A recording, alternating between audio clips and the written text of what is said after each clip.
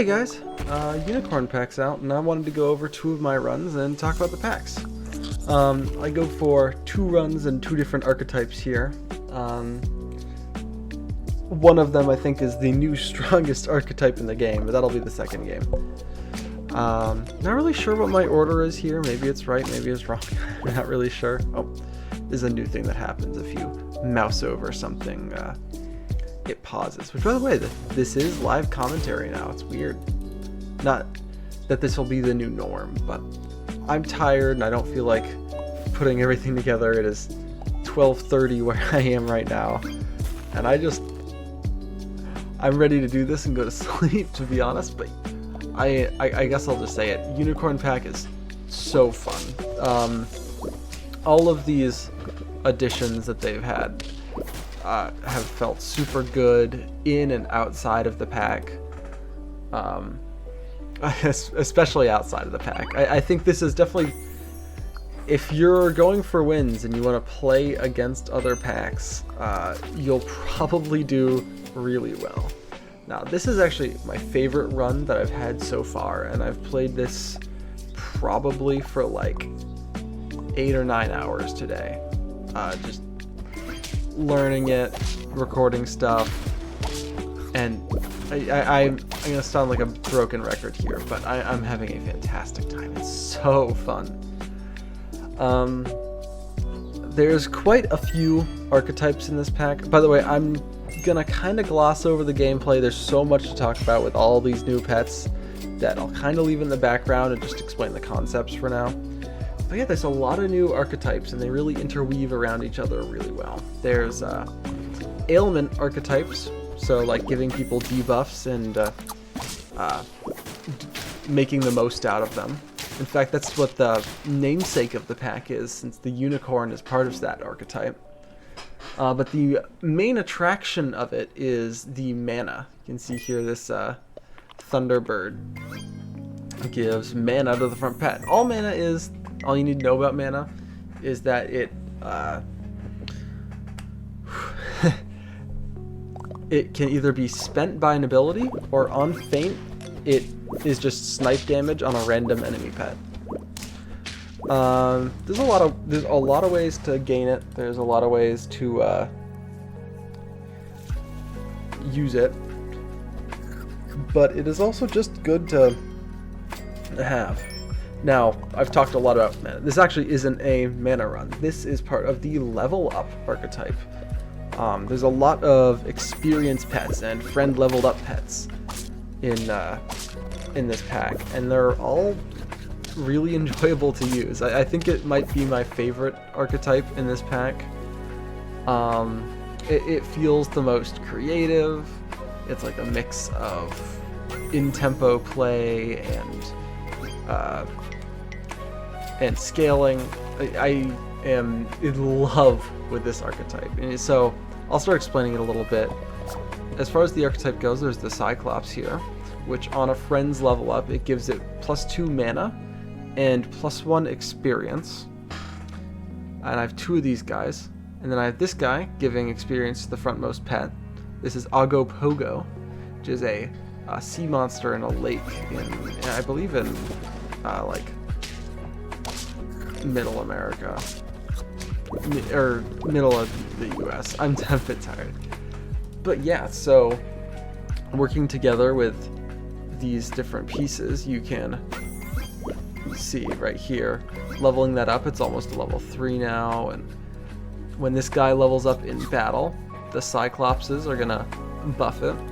I'll slow it down a little bit for that.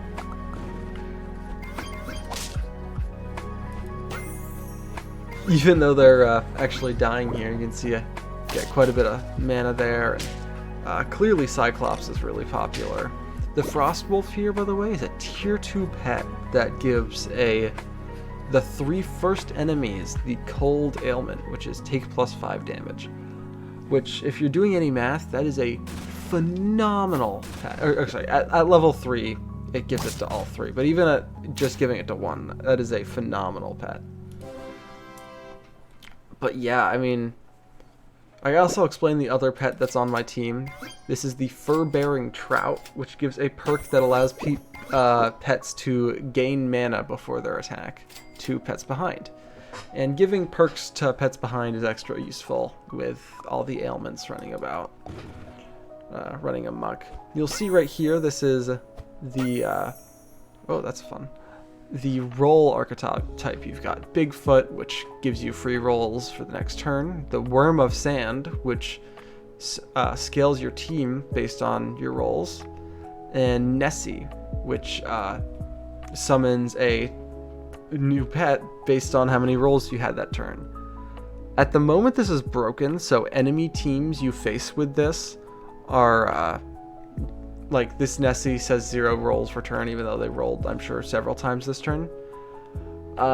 So with that said, you can play it and it'll be completely fine. This is probably a today issue, but I figured I'd mention it. You can play it and it'll be completely fine, but playing against it, your opponents are much better, or your opponents are much worse, which makes this pack really easy to win in right now, especially considering everyone kind of stinks at it right now.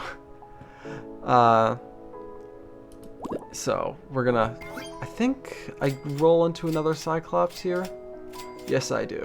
I wanted to do that for just giving the experience onto the Cyclops, because I was seeing everyone run it. I didn't understand why it was so good at first. Yeah, here's another example. This Nessie has 0 rolls. A Yeti guarantees rolls every turn, so it's definitely a bug. There's a bit of a debate earlier whether it was a bug or not, or if people just weren't rolling, but no, it is a bug. You can see we're winning pretty handily here now, with all this these boosts coming from the experience. I will say this is probably the messiest way to play, but here is one of my new favorite units, the Team Spirit, because it's a team and it's a spirit ghost thing. I love it. It's also a bird, and we need more birds in set.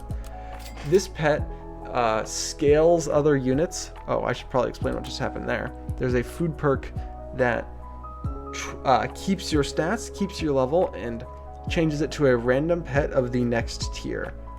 I used that on my Frost Wolf because I just was, honestly, Frost Wolf would have been completely fine, but I've run so much of it. But yeah, this Team Spirit is a lovely piece of fun and one of my new favorite scalers. It gives Bop a run for its money, but mostly just feels fun to play. I think I was mentioning this archetype's really messy to play, especially with Cyclops. There's mana everywhere and so many numbers, and none of the scaling's perfectly even. But it's so fun seeing all the stuff flash around. Just, you don't really have to calculate it, you just know it's going well.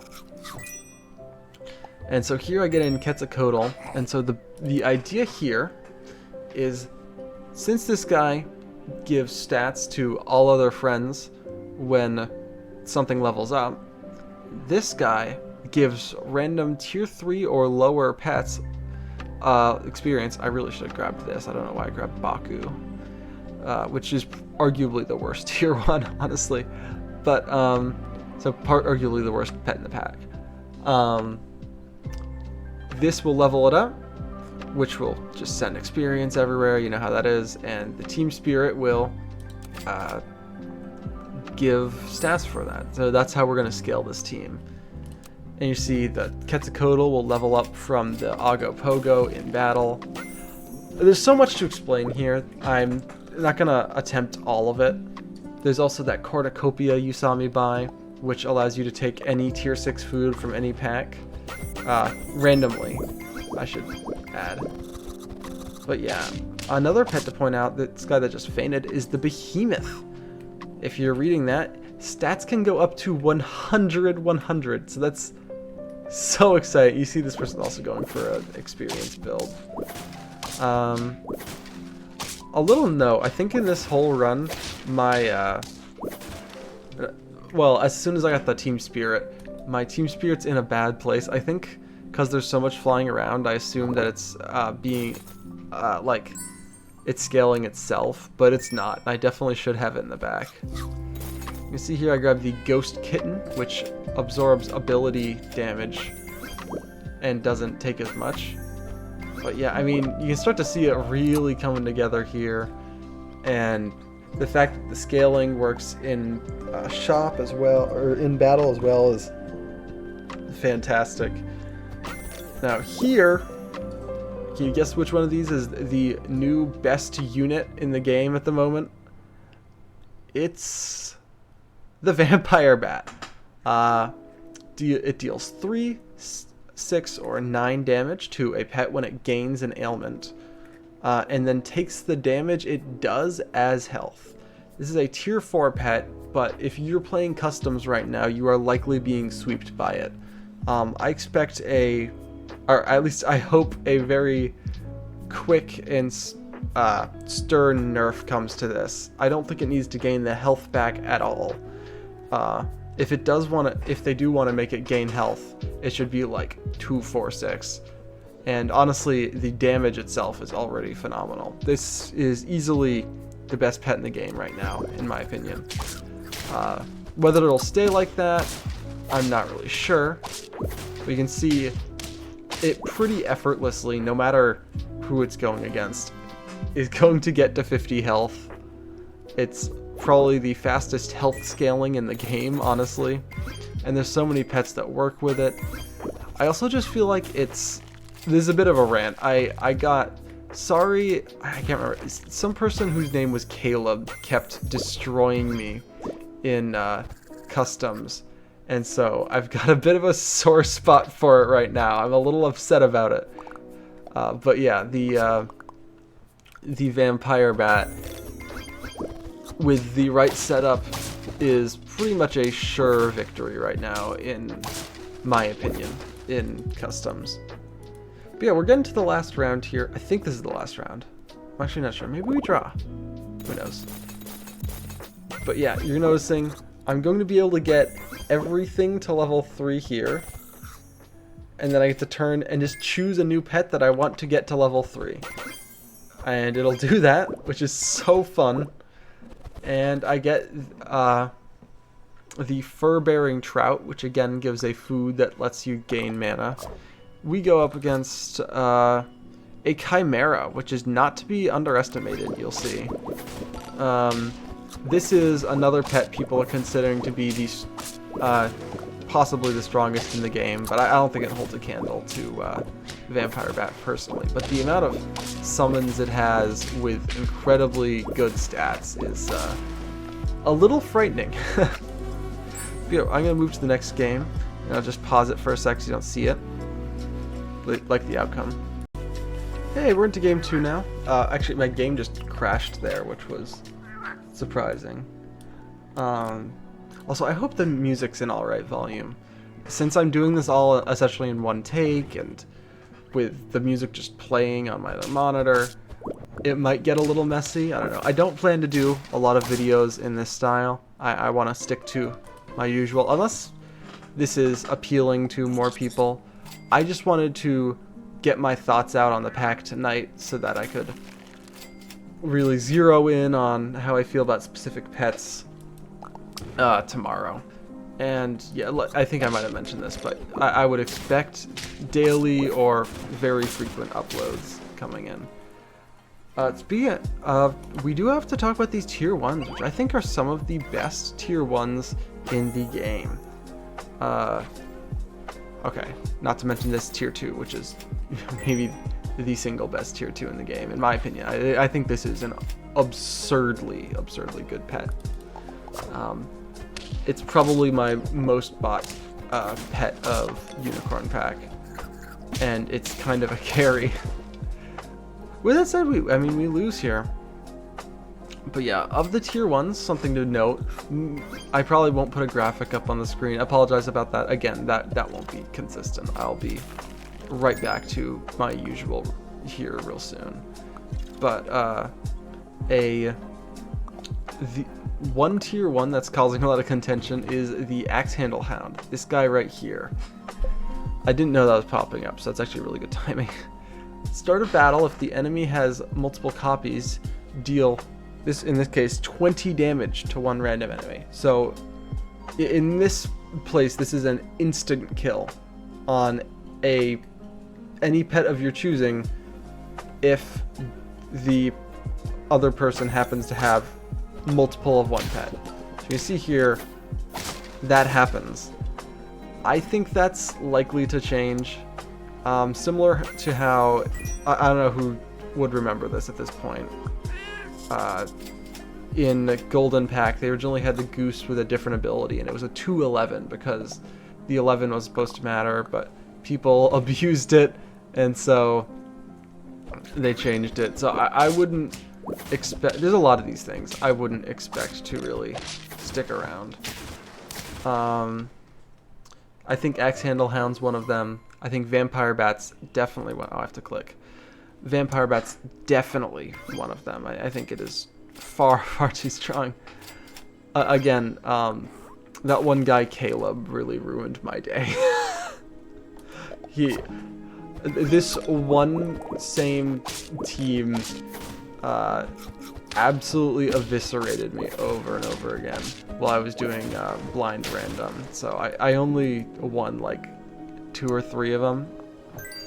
So videos with blind randoms with the unicorn pack will be slow. And I wouldn't be so upset, except I spent so much time setting up my program so that it'll work and generate these packs, which that's a whole other can of worms. But I wrote a program that generates these packs for me. Or random packs for me in customs with a few added benefits that just make it a little bit more consistent. But you're gonna see here, I got the Vampire Bat, and I'm about to have ailments go off. And I mean, 8-9 damage snipes for a tier 4 is unbelievable in my humble opinion. We're gonna grab a Red Dragon. It doesn't matter what ailments you get. You're gonna get a ton of damage, and it's usually gonna wipe. There's no armor in this pack. Not that it would, actually that's not true. You can get whatever tier 6 armor you'd like from other packs, but it likely won't help you with how many ailments are afoot. Okay, with that said, I said this is a insta-win strategy and all that. I am getting pretty far in now with only 3 wins, so that's worth mentioning. I probably have a bias, and these things are obviously subject to change. Oh, I guess I want to talk about this unit. The Wyvern gives you extra pets. Oh, I should have mentioned that earlier, because stuff like that's got to look confusing. But it gives you extra pets on level up rewards, which I think is a fantastic pet for just any pack. Meaning for any like custom pack you're making, this is a valuable addition and probably worth your time.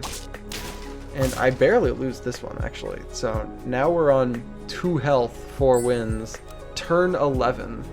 So can this squad with, I believe, effectively no scaling whatsoever take over? Well, you're gonna see I got a mushroom from the cornucopia with this Frost Wolf, and that's really, really nice. That's gonna allow me with the Salmon of Wisdom here, which will give me some experience and the enemy some experience. But oh, here's another thing. This is the Warg machine gun. Expect this to be patched too. I mean, you can just see all that damage came from a tier 1. So expect that to change. With that said, again, we clear with the Vampire Bat. Yeah, we're gonna grab some pancakes. I think pancakes is one of the best hits you can get, other than mushroom, with cornucopia in this pack. Just because you're gonna lose your perks anyways, so having something that's just gonna make up for your stats a little bit across the board is really helpful, especially when you just have stuff you need to survive ailments. Like Manticore, the biggest issue with Manticore is that it doesn't survive long enough for its ability to go off. Yeah, that's which is crazy that that's the biggest issue here. Maybe it's not crazy, I don't know. I'm again, it is almost 1 a.m. where I am. I'm going to try to refrain from explaining all the pets on my enemies team, just because I feel like I've probably paused too much already. This is more of a easing people into the pack thing. If you know the details on all of these pets, then this is probably not that exciting to you, but if you're a free-to-play player, there's so much to talk about here. Yeah, pretty crazy stuff. You see here, this other person has so much more in terms of stats, and they don't even get through our first unit. Especially with the Kraken, which is removing 20% of all health on the field. I believe I pull in, yeah, I'm gonna pull in the second Manticore here. I don't even know if that's necessary, because at this point, if I'm gonna pause here, it's doing, okay, it's doing 6 damage, plus 5 for each of these colds. But it's gonna be 3 times worse plus 2 times worse, so like this is already like 30 damage just from that. So I don't even think it's quickly becoming unnecessary to have the Manticores, because the Vampire Bat's just going to be able to take everything out. And you see, we run against another bat here, and what saves us, honestly, maybe it was taking out their bat. When you have 2 Vampire Bats out, all that matters is who gets the other person's bat out first. But yeah, honestly, I'd love to see... I guess I could talk about balance changes. Actually, no, I'll save balance changes for my next video, because this is the last one anyways.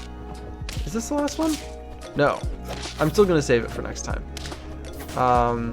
You can see there they took out my bat, so I lost. But yeah, here we are making it into the actual final. I get a hot dog. I don't know if I mentioned this, but Manticore doubles, triples, and quadruples the effect of ailments. I'm sure I've mentioned it. And here I think I wanted to go for the Manticore achievement, which is why I got it to level 3. And pulled in yet another ailment pet. And you see here, I win just unbelievably. Yeah, incredible thing. I do get the Manticore badge there. And yeah, those are some showcases of just 2 of the archetypes in this pack. I'll plan on showing off mana and rolls maybe in my next video. Thanks for watching.